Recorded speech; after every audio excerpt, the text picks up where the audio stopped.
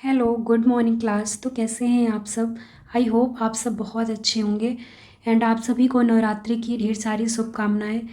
बस माता रानी से यही प्रार्थना है कि हम जल्दी से जल्दी अपना एग्ज़ाम क्लियर करके गवर्नमेंट जॉब को पालें।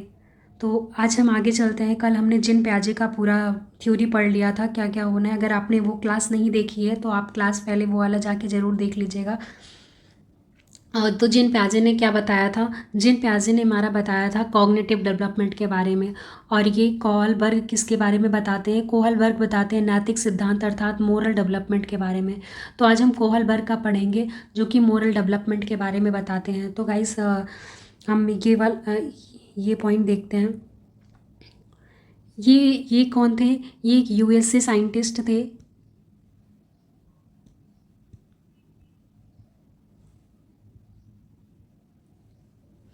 ये यूएसए के साइंटिस्ट थे, यूएसए के मनोवैज्ञानिक थे। और इन्होंने लॉरेंस कोहलबर्ग ने नैतिक सिद्धांत को कब प्रतिपादित किया था, कब लाया था? तो वो कब आया था? 1963 में आया था। अगर ये आपसे क्वेश्चन पूछा जाता है कि नैतिक विकास का थ्योरी सबसे पहले किसने दिया था, अगर ऑप्शन में जिन प्याजे है, अगर अगर सबसे पहले की बात किया है तो हम जिन प्याजे को लगाएंगे। अगर जिन प्याजे नहीं रहता है फिर हम लॉरेंस कोहलबर्ग का नाम लिखेंगे। सबसे पहले अगर आएगा, अगर ऑप्शन में होगा मेंशन, तो हम जिन प्याजे का नाम लगाएंगे। ठीक है, जिन प्याजे ने ही पहले मोरल डेवलपमेंट के बारे में बात कही थी। तो पहला जो हमारा थ्योरी इन्होंने स्टार्ट की, डेवलप की थी। अगर एक क्वेश्चन पूछा जाता है तो आप जिन प्याजे लगाइएगा अगर ऑप्शन में मेंशन होगा तो। और क्या है? According to Kohlberg 3 level of moral development. हम इसको पढ़ने से पहले एक पॉइंट और पढ़ेंगे जो कि मैंने अभी पिछले क्लास में अपना दिया है। तो ये हम पढ़ेंगे हिंज की थ्योरी। उसको हम पढ़ने के लिए अपना हिंज की थ्योरी पढ़ेंगे। तो हिंज क्या बोलते हैं और हिंज हिंज की थ्योरी क्यों पढ़ेंगे? क्योंकि जो कोहलबर्ग है वो मोरल डेवलपमेंट के बारे में बताते हैं।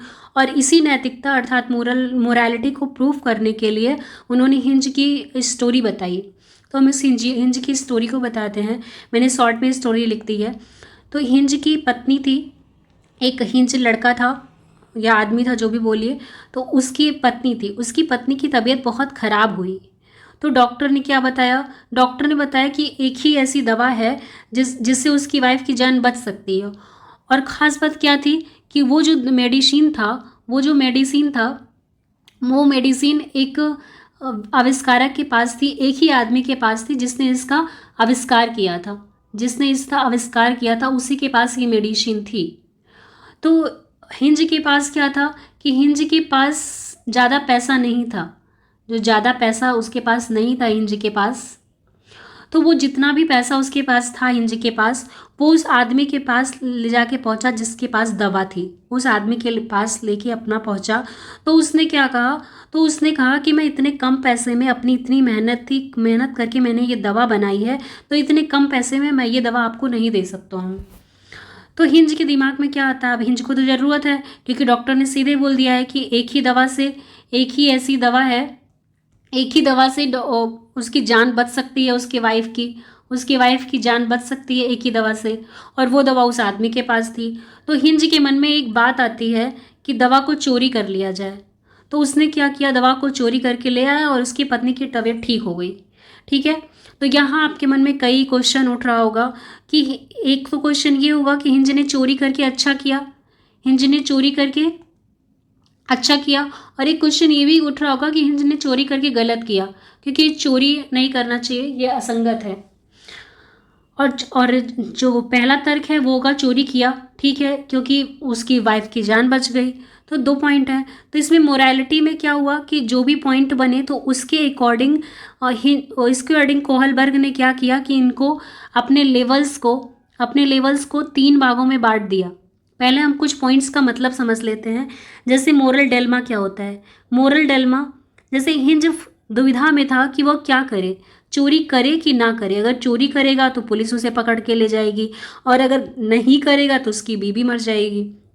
तो हिंद जो है वो डिलेमा में था, फंसा हुआ था, दोनों तरफ दुविधा में था कि वह करे कि ना करे चोरी।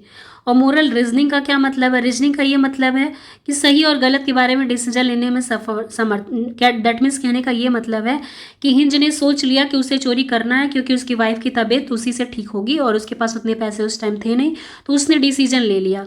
इसमें जो होता है मोरल डिलेमा, इसमें दुविधा में होता है, और मोरल रीजनिंग में क्या होता है कि मोरल रीजनिंग में वो क्लियर हो जाता है।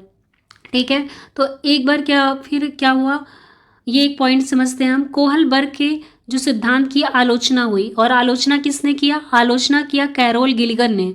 कैरोल गिलिगन ने क्या कहा? कैरोल गिलिगन ने कहा कि आपने अपने एक्सपेरिमेंट में महिलाओं को कम प्राथमिकता दी थी। उन्होंने कहा कि उन्होंने एक्सपेरिमेंट में अपने महिलाओं को कम प्राथमिकता दी थी। और सेकेंड पॉइंट क्या है? सेकेंड पॉइंट तर्क दिया इन्होंने, गिलिगन ने कि पुरुषों की नैतिकता का आधार जस्टिस है जबकि स्त्रियों की नैतिकता का आधार केयर है। तो इनके कहने का मतलब है कि जो पुरुष है वो न्याय दिलाते हैं और जो स्त्रियां हैं वो केयर को ज़्यादा मान्यता देती हैं। तो ये था, तो इसी वजह से इन्होंने, गिलिगन ने कहा कि ये महिलाओं को कम प्राथमिकता देते हैं। और तीसरा पॉइंट क्या कहा कि मेल और फीमेल की मोरल रीजनिंग में कल्चर के डिफरेंसेस को इम्पोर्टेंस नहीं दी। मेल एंड फीमेल की मोरल रीजनिंग मतलब जो डिसीजन हो चुका कि अब मुझे चोरी करनी है, में कल्चर के डिफरेंसेस को इम्पोर्टेंस नहीं दी। मीन्स कहने का मतलब है कल्चर क्या, कि जो चीज़ें उसकी संस्कृति में है, अगर उसके संस्कृति में है चोरी करना, तो वो आगे चल के चोरी करेगा, क्योंकि इस संस्कृति का, कल्चर का बहुत ज़्यादा इफेक्ट पड़ता है बच्चों पे। ठीक है, तो इसको भी, कल्चर को भी मान्यता इंपॉर्टेंस नहीं दी। ये हमारे कैरोल गिलिगन का मानना था। कोहलबर्ग के सिद्धांत की आलोचना इन्होंने की थी। अब हम मेन पॉइंट पढ़ते हैं कि इन्होंने क्या पॉइंट दिया था। तो इन्होंने दिया था, इनके 3 लेवल थे, इन्होंने 3 लेवल दिया था। कोहलबर्ग ने जो है वो 3 लेवल दिया था, 1 2 3, और प्रत्येक लेवल के 2 लेवल थे, 3 स्टेज थी, और उसमें भी एक स्टेज में 2 प्रकार थे, A B A B A B, मतलब कुल मिला के 6 लेवल, सब लेवल 6 थे, और जो हमारे लेवल थे वो 3 थे। ठीक है, तो पहला क्या था? पहला हमारा था प्री मोरल लेवल, पूर्व परंपरागत स्तर। इसमें एज क्या थी? 4 to 10 ईयर्स। ये कोहलबर्ग मानते थे कि 4 साल के पहले का जो बच्चा है उसके अंदर मोरालिटी नहीं होती है। क्यों नहीं होती है? ये भी इन्होंने बताया था कि 4 साल का या 3 साल का, 3.5 साल का, 2 साल का बच्चा है, तो वो चीज़ें, उसकी थिंकिंग पावर इतनी नहीं है कि मुझे किसी के सामने क्या करना चाहिए, खाना कैसे खाना चाहिए। वो चावल उठाएगा, ज़रूरी नहीं है कि वो मुंह में डाले, वो आपके ऊपर भी फेंक सकता है। तो 4 साल तक उन्होंने एक बाउंड्री लिया कि 4 साल तक जो है मोरालिटी नहीं आती है, 4 ईयर्स तक, 4 ईयर्स तक, और 4 ईयर्स के बाद मोरालिटी आती है। तो पहला जो उन्होंने लिया 4 to 10 ईयर्स के लिए। इसमें क्या बोलते हैं वो? इसमें बोलते हैं कि उचित अनुचित का ज्ञान व्यवहार के प्रति, दूसरे के प्रति आधार पर होता है। मतलब 2 स्टेज में उचित अनुचित का ज्ञान बच्चे को कैसे होता है? इसमें व्यवहार के प्रति होता है। जैसे अगर आप खुश हो रहे हैं उसके व्यवहार से, तो बच्चे को लगेगा कि उसने सही किया है। अगर आप हैप्पी हो तो उसने लगेगा कि अरे वाह उसने सही किया। अगर आप सैड हो या फिर उसे डांट रहे हो तो उसे लगा ये व्यवहार गलत है, तो उसके अकॉर्डिंग बच्चा बिहेव करता है। तो इसमें सब लेवल क्या है? आज्ञा एवं दंड की व्यवस्था, stage of obedience and punishment. इसमें क्या है कि बच्चा देखता है कि वो अच्छा काम करता है, आज्ञा पालन करता है, तो खुश हो जाते हो आप लोग, और बात नहीं मानते हो तो उसे दंड दे दिया जाता है। मतलब इसमें क्या है? Stage of obedience and punishment. बात मानता है तो आज्ञा का पालन करता है तो उसे प्रशंसा की जाती है, आज्ञा का पालन नहीं किया जाता है तो उसे पनिशमेंट, दंड दिया जाता है। और बी वाला क्या है? अहम केंद्रिता की स्टेज। ये भी इंपॉर्टेंट स्टेज है। इसमें क्या होता है? इसमें ये कहा जाता है कि आप ये करोगे तो आपको ये मिलेगा। जैसे आया है कि बच्चा अगर आप क्लास में टॉप करोगे तो हम आपको ये देंगे। मतलब चीज़ों को दे के उसके प्रति उसके मन में बैठाया जाता है। तो वो इसीलिए चीज़ों को करता है कि मैं आज क्लास में मैं ये चीज़ें अच्छी करूँगा ताकि मुझे ये प्राइज़ मिलेगा। तो इसमें ये होता है, अहम केंद्रिका की स्टेज होती है। इसमें बच्चा अपनी इच्छाओं को, और एक ये भी बात होती है कि इसमें बच्चा अपनी इच्छाओं को सर्वोपरि मानता है और उनको पूर्ति के लिए अवांछित व्यवहार भी करता है। जैसे अगर किसी बच्चे को वो टॉयज चाहिए तो मतलब उसको वो टॉयज चाहिए, तो वो उसके लिए, अगर आपने उसे वो टॉयज नहीं दी तो उसके लिए वो गलत व्यवहार भी कर सकता है, क्योंकि इस स्टेज पे बच्चे के अंदर ये चीज़ें होती हैं। दूसरा क्या हुआ, दूसरा हुआ हमारा कन्वेंशनल लेवल, मतलब 10 to 13 ईयर्स पे कन्वेंशनल लेवल है। इसमें बालक बड़ों की आशाएं पूरी करने और प्रशंसा प्राप्त करने के लिए नियमों का पालन करते हैं।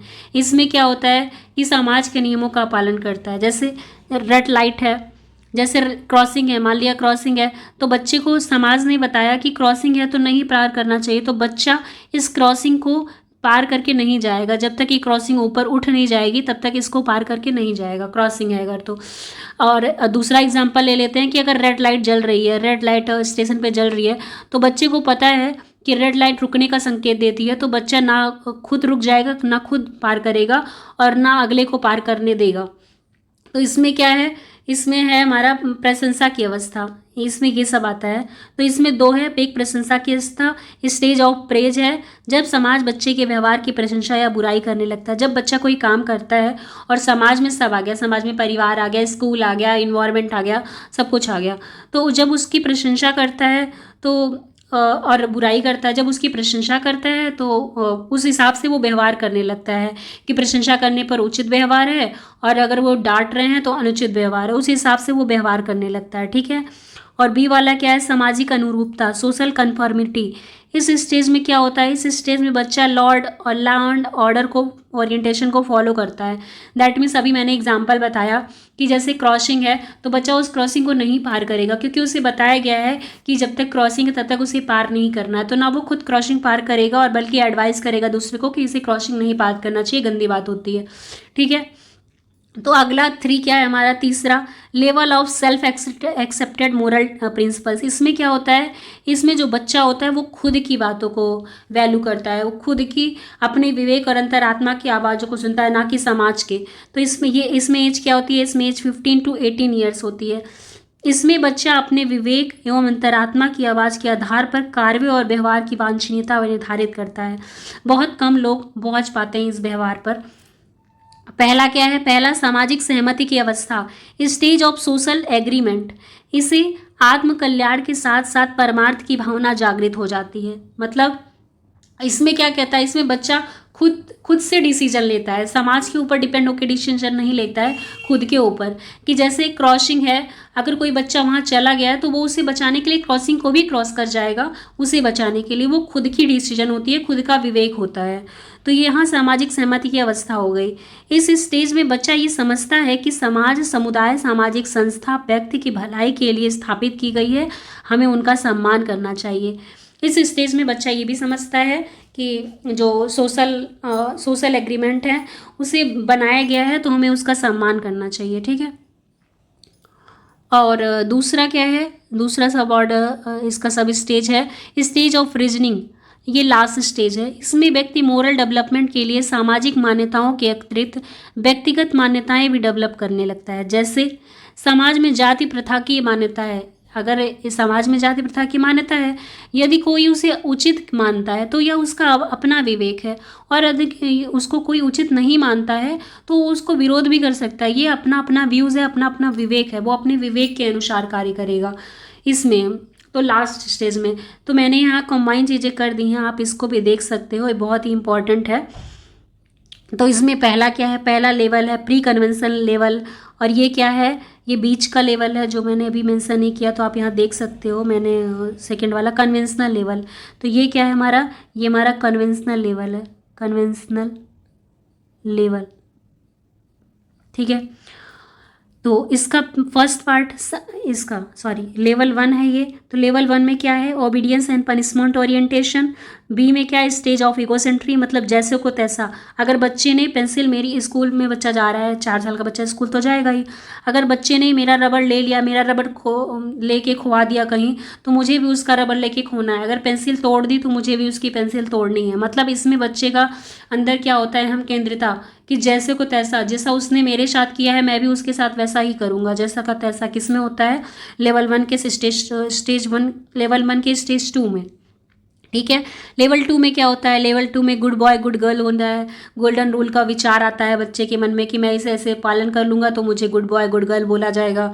कानून एवं व्यवस्था अनुरूपता, लॉ एंड ऑर्डर ओरिएंटेशन होता है। इसमें बच्चा जो क्या है, कानून और नियमों का पालन करता है, मतलब समाज के अनुरूप व्यवहार करता है इसमें बच्चा, लेवल कन्वेंशनल लेवल में। और लेवल 3 में क्या होता है, लेवल 3 में decision for self not according to society.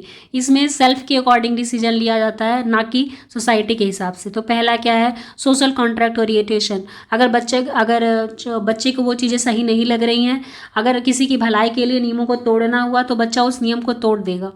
तो ये है सोशल कॉन्ट्रैक्ट ओरिएंटेशन। विवेक की अवस्था या यूनिवर्सल एथिकल प्रॉब्लम प्रिंसिपल्स। इसमें है क्या कि बच्चा अपने विवेक के अकॉर्डिंग चीज़ें करेगा, रूल्स उसके लिए मैटर नहीं करता। और अपने विवेक से अगर किसी को बचाना, अभी मैंने बोला कि अगर किसी की हेल्प करनी हो, अगर उसे रूल तोड़ना है, अगर उससे किसी का नुकसान हो रहा है तो वो रूल को तोड़ के उसकी हेल्प करेगा। ठीक है, तो इसमें ये आता है हमारा। आई होप आपने ये क्लास अच्छे से समझी होगी। अगर आपको ये क्लास अच्छे से समझ नहीं आई तो आप इसे दोबारा देखिएगा।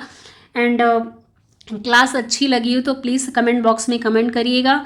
एंड क्लास को जितनी ज़्यादा से ज़्यादा लोगों को हो सके शेयर करिए। एंड यूपी टेट की भी नोटिफिकेशन आ चुकी है, अगर आपने अभी तक नहीं देखा है तो ऑफिशियल वेबसाइट पर आप जाके देख सकते हो, या मैंने अपने टेलीग्राम चैनल पर भी डाल दिया है तो आप वहाँ जाके देख सकते हो। मैं 102 दिन में अपने टेलीग्राम चैनल पे जितने भी मैंने पढ़ाए हैं उतने सारे नोट्स मैं अपलोड कर दूंगी। तो अगर आपने अभी तक नहीं देखा है तो अभी तक सारे चैनल्स को आप देख लीजिए, सारे क्लासेस को आप देख लीजिए। अगर जो भी क्लास आपको समझ नहीं आती, जो भी पॉइंट आपको समझ नहीं आता है, तो उस पॉइंट को कमेंट बॉक्स में मेंशन करिएगा। मैं उस पॉइंट का रिप्लाई अगले क्लास में ज़रूर दूंगी। ओके, अगर क्लास अच्छी लगी हो तो लाइक करिएगा, शेयर करिएगा, सब्सक्राइब करिएगा। Thank you so much. हर हर महादेव, जय माता दी।